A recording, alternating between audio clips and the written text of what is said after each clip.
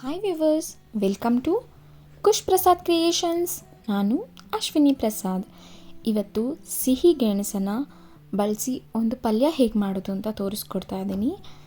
ಹೆಲ್ತ್ಗೆ ತುಂಬಾ ಒಳ್ಳೆಯದು. ಇದು ಸೀಸನ್ ಫುಡ್ ಆಗಿರೋದ್ರಿಂದ ಈ ಸೀಸನಲ್ಲಿ ಚಳಿಗಾಲದಲ್ಲಿ ತುಂಬಾ ಸಿಗುತ್ತೆ.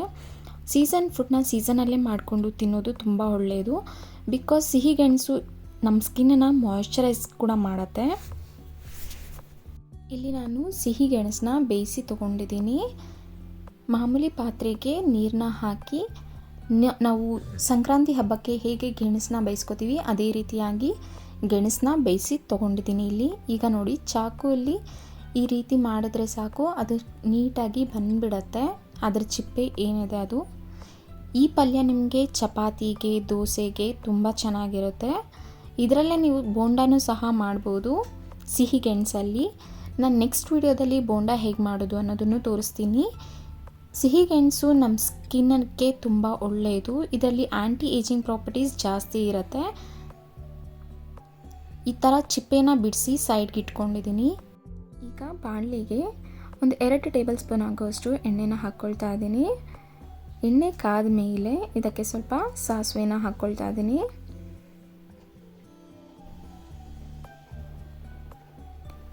ಸಾಸಿವೆ ಚೆನ್ನಾಗಿ ಚಿಟಪಟ ಅಂದಮೇಲೆ ಇದಕ್ಕೆ ಕಡಲೆಬೇಳೆನ ಸ್ವಲ್ಪ ಹಾಕ್ಕೊಳ್ತಾ ಇದ್ದೀನಿ. ನೀವು ಜಾಸ್ತಿ ಇಷ್ಟಪಡೋದಾದರೆ ಇನ್ನೂ ಸ್ವಲ್ಪ ಹಾಕ್ಕೋಬೋದು. ಕಡಲೆಬೇಳೆ ಚೆನ್ನಾಗಿ ಫ್ರೈ ಮಾಡ್ಕೋಬೇಕು ಎಣ್ಣೆಯಲ್ಲಿ, ಇಲ್ಲಾಂದರೆ ಅದು ಗಟ್ಟಿ ಗಟ್ಟಿಯಾಗಿ ಹಾಗೆ ಉಳ್ಕೊಂಡ್ಬಿಡತ್ತೆ. ಈಗ ಫ್ರೈ ಆಗಿದೆ.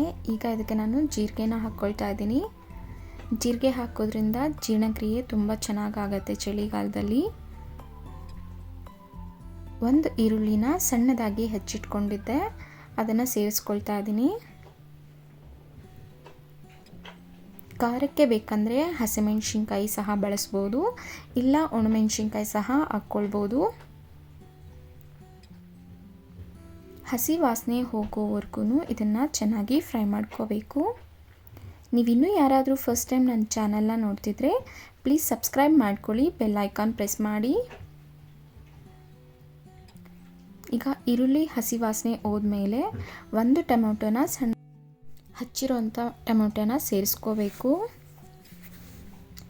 ಟೊಮೆಟೊನ 1-2 ನಿಮಿಷ ಎಣ್ಣೆಯಲ್ಲಿ ಫ್ರೈ ಮಾಡಿಕೊಂಡು ನಂತರ ಇದಕ್ಕೆ ಟೊಮೆಟೊಗೆ ಎಷ್ಟು ಬೇಕೋ ಅಷ್ಟು ಮಾತ್ರನೇ ಸಾಲ್ಟನ್ನು ಸೇರಿಸ್ಕೊಳ್ತಾ ಇದ್ದೀನಿ. ಟೊಮೆಟೊ ಬೇಗ ಬೇಯಲಿಕ್ಕೋಸ್ಕರ ಸ್ವಲ್ಪ ಉಪ್ಪನ್ನ ಸೇರಿಸ್ಕೋಬೇಕು. ಈಗ ಮತ್ತೆ ಇದನ್ನು ಚೆನ್ನಾಗಿ ಕಲಿಸ್ಕೊಂಡು ಒಂದು ಪ್ಲೇಟ್ನ ಮುಚ್ಚಿಟ್ಟು ಟೊಮೆಟೊನ ಚೆನ್ನಾಗಿ ಬೇಯಿಸ್ಕೋಬೇಕು.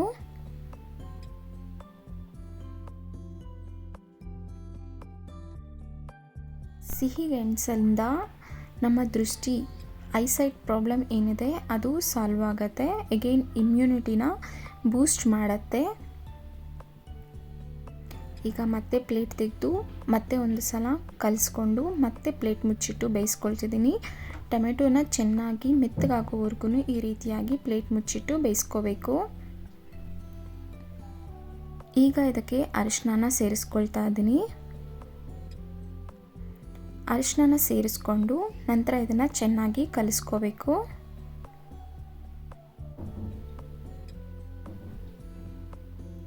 ಎಲ್ಲ ಮೀಡಿಯಮ್ ಉರಿಯಲ್ಲೇ ಇಟ್ಟು ಮಾಡಿಕೊಂಡ್ರೆ ತುಂಬ ಚೆನ್ನಾಗಿರುತ್ತೆ. ನೀಟಾಗೂ ಸಹ ಬೇಯುತ್ತೆ. ಈಗ ಒಂದು ಸ್ಮ್ಯಾಶರ್ ತೊಗೊಂಡು ಟೊಮೆಟೊನ ಸ್ಮ್ಯಾಶ್ ಮಾಡ್ಕೊಳ್ತಾ ಇದ್ದೀನಿ. ನಾವು ಎಷ್ಟೇ ಬೇಯಿಸ್ಕೊಂಡ್ರೂ ಟೊಮೆಟೊ ಸ್ವಲ್ಪ ಹಾಗಾಗೆ ಇರುತ್ತೆ. ಅದರಿಂದ ಈ ರೀತಿಯಾಗಿ ಸ್ಮ್ಯಾಶ್ ಮಾಡಿಕೊಂಡಾಗ ಪಲ್ಯದಲ್ಲಿ ತುಂಬ ಚೆನ್ನಾಗಿ ಬೆರೆಯುತ್ತೆ. ಹಾಗಾಗಿ ಈ ರೀತಿ ಟೊಮೆಟೊನ ಸ್ಮ್ಯಾಶ್ ಮಾಡ್ಕೊಳ್ಳಿ.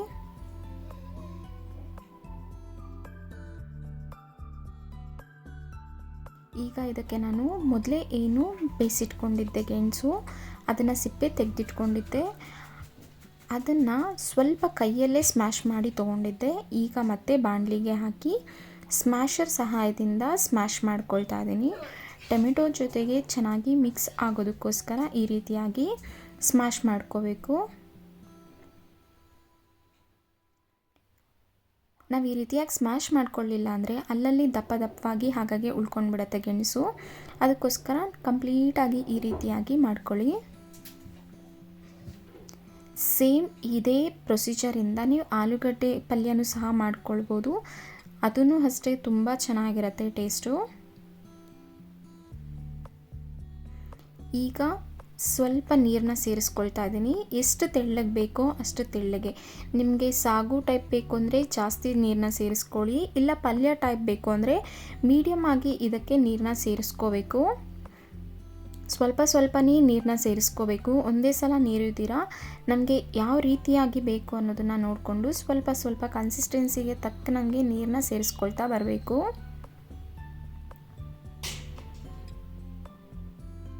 ನೀರನ್ನ ಸೇರಿಸಿ ಈ ರೀತಿಯಾಗಿ ಕಲಿಸ್ಕೋಬೇಕು, ಇಲ್ಲಾಂದರೆ ತಳ ಅಂಟ್ಬಿಡತ್ತೆ.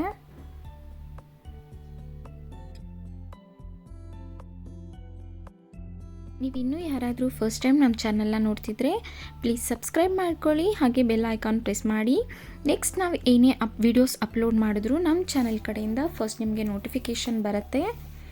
Thank you for the all subscribers. ಈಗ ಸ್ವಲ್ಪ ಕೊತ್ತಂಬರಿ ಸೊಪ್ಪನ್ನ ಸೇರಿಸ್ಕೊಳ್ತಾ ಇದ್ದೀನಿ. ನಾವು ಟೊಮೆಟೊಗಷ್ಟೇ ಉಪ್ಪು ಹಾಕಿದ್ವಿ, ಗೆಣಸು ಬೇಯಿಸುವಾಗ ಉಪ್ಪು ಹಾಕಿರಲಿಲ್ಲ. ಈಗ ರುಚಿಗೆ ಎಷ್ಟು ಬೇಕೋ ಅಷ್ಟು ಉಪ್ಪನ್ನ ಬೆರೆಸ್ಕೊಳ್ತಾ ಇದ್ದೀನಿ.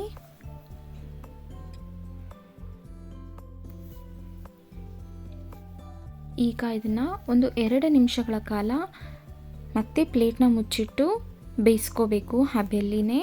ಆಗ ಆ ಟೊಮೆಟೊ ಫ್ಲೇವರ್ ಎಲ್ಲ ಗೆಣಸಿಗೆ ತುಂಬ ಚೆನ್ನಾಗಿ ಹಿಡಿಯುತ್ತೆ. ಈ ರೆಸಿಪಿ ದೋಸೆಗೆ, ಚಪಾತಿಗೆ ತುಂಬ ಚೆನ್ನಾಗಿರುತ್ತೆ. ನೀವು ಮನೇಲಿ ಒಂದು ಸಲ ಟ್ರೈ ಮಾಡಿ ನೋಡಿ. ನಿಮ್ಮ ಒಪಿನಿಯನ್ನ ನಮಗೆ ಕಮೆಂಟ್ ಮೂಲಕ ತಿಳಿಸಿ. ನಿಮ್ಮ ಫ್ರೆಂಡ್ಸ್ ಆ್ಯಂಡ್ ಫ್ಯಾಮಿಲಿ ಜೊತೆ ಈ ವಿಡಿಯೋನ ಶೇರ್ ಮಾಡ್ಕೊಳ್ಳಿ.